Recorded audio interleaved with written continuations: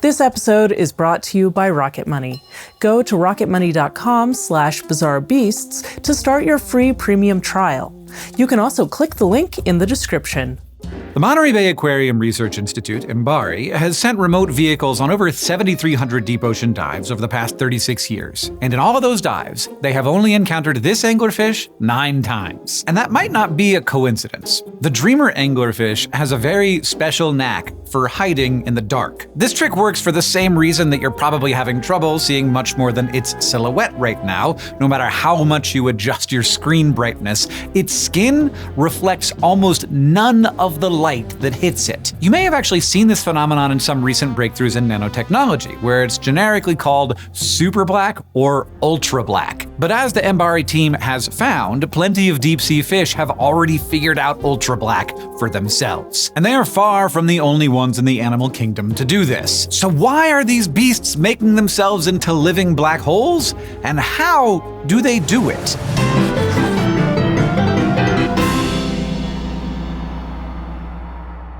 The Bizarre Beasts Pin Club is open for subscriptions for the whole month. If you sign up by February 20th, the first pin you will get will be an ultra black butterfly. Ultra black is not just your everyday dark color.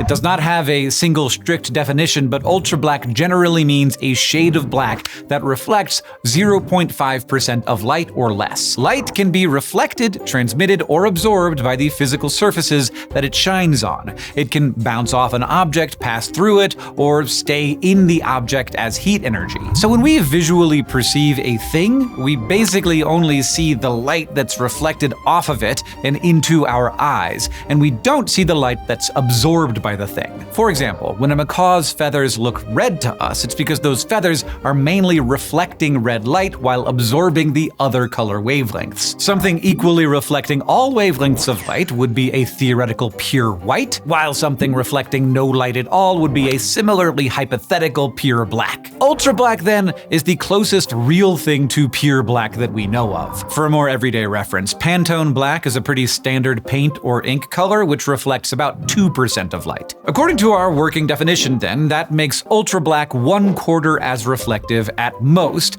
and today's beasts get plenty darker than even that. So how do you make something blacker than regular old black? Well, by giving light more places to go. A whole lot of additional surface area for light to bounce around on gives that light more opportunities to be absorbed before it can escape as a reflection. In practice, we're usually talking micro and even nanostructures convoluting the surface that light hits. Several species in the swallowtail butterfly family do this using 2 sandwiched layers of ridged wing scales, with tiny holes allowing light into the space between them, and a complex system of fibrous tissues filling that space. Scientists found that light bounces between all the resulting tissue surfaces and ultimately gets absorbed by melanin in the tissue itself, with 0.4% to as little as 0.06% of that light actually reflecting back out again. That's anywhere from 5 times to 33 times less reflective than our ink example. And all that darkness is right next to some very bright colors in their wing patterns. Meanwhile, another team of researchers studied a handful of bird of paradise species for their ultra-black tendencies and found that intricate structures also distinguish these birds from their relatives with regular black coloration. Microbarbs on each feather create the additional surface area needed for light to get absorbed by the melanin inside, causing a reflectance that's anywhere between 0.31% and 0.05%, a true void. And just like with the butterflies, the birds juxtapose their ultra-black with some incredibly vibrant colors. Peacock spiders follow suit with blacker than black spots breaking up their otherwise flashy abdomens. Like the birds and the butterflies, they have highly textured surfaces for light to get lost in. For the spiders, bushy scales do the trick. These little guys also have an anti-glare system made up of tiny lens shapes covering the melanin layer of their exoskeleton. This allows them to reflect 0.44 0.34 to 0.35% of light, maybe not as dramatic as the butterflies and birds, but still effective. All of which brings us back to the deep sea, where beasts take a unique approach to being blacker than the darkness they live in. The Mbari team found 16 ultra-black fish species from their experimental trawls, with the dreamer anglerfish bottoming out the measured reflectance range at a pitch-black 0.044%. But weirdly, none of these fishes use super-textured skin or scales to achieve black hole status. They, instead, rely on the specific shape of their melanosomes, the organelles inside of cells that produce and store melanin. With just the right size and shape, densely packed melanosome layers floating freely in the spaces between cells can scatter light sideways into other melanosomes, basically passing the light in every direction except back out of the fish's skin. Other researchers have subsequently found this same phenomenon in several more deep-sea eel species too, and the end result is the same as in the birds, butterflies, and spiders, using geometry to trap light. So what led all of these species to pull off something that material scientists have only recently discovered how to do? Well, pretty much the same thing that makes any beast bizarre: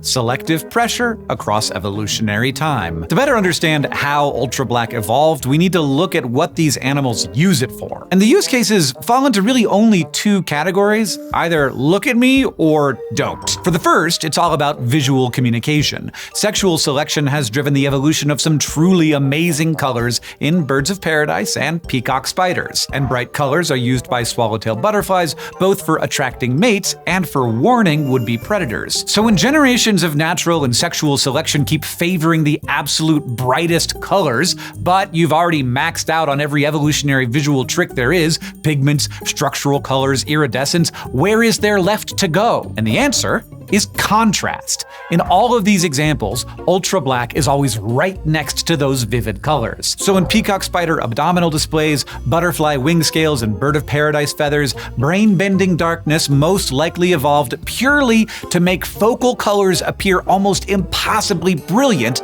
to their intended audience. A pretty cool way to capitalize on how eyes work. And then, of course, there's the don't look category, and this is for our spooky fish friends. These creatures of the abyss live in so little light that any stray photon stands out.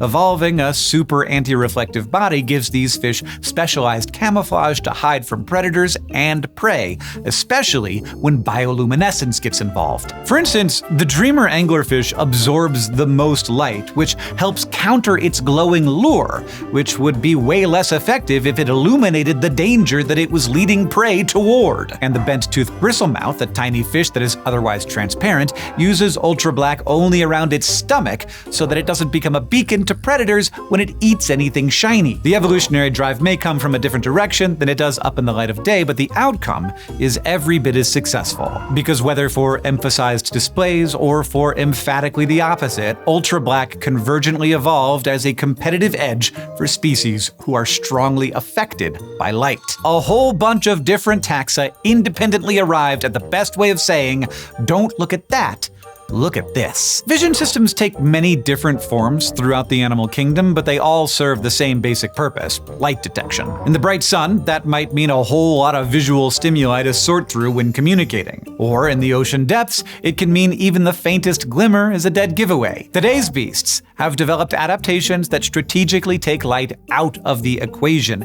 giving them that much more control over how they use this fundamental sense. Sign up for the Pin Club at bizarrebeastshow.com and help keep this channel going. If you want an ultra-black butterfly to be your first pin, sign up by February 20th. We'd like to thank Jürgen Otto for the use of his peacock spider footage in this episode. Go to peacockspider.org for more info on these spiders. And now, for some bonus facts.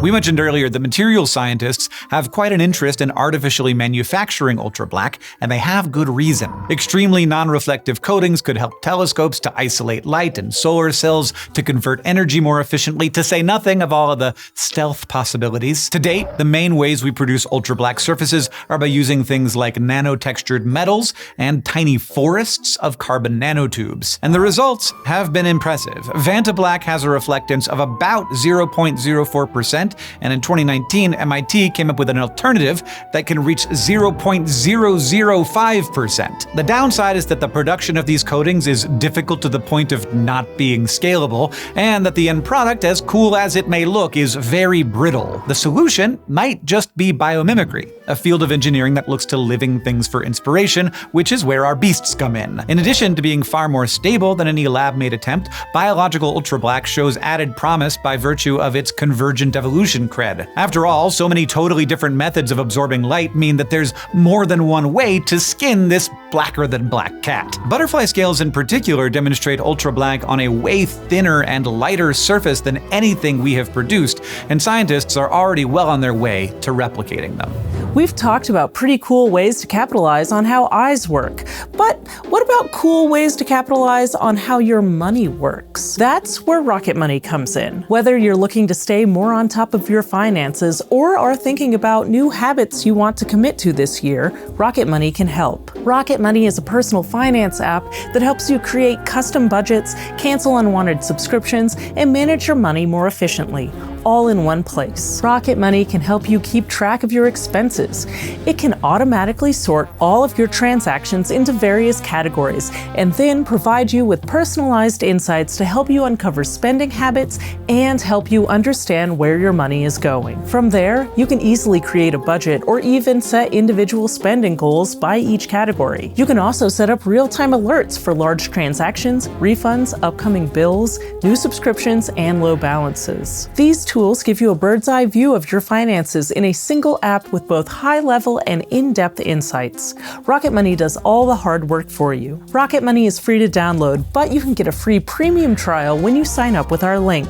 Go to rocketmoney.com/bizarrebeasts to start your free premium trial. You can also click the link in our description.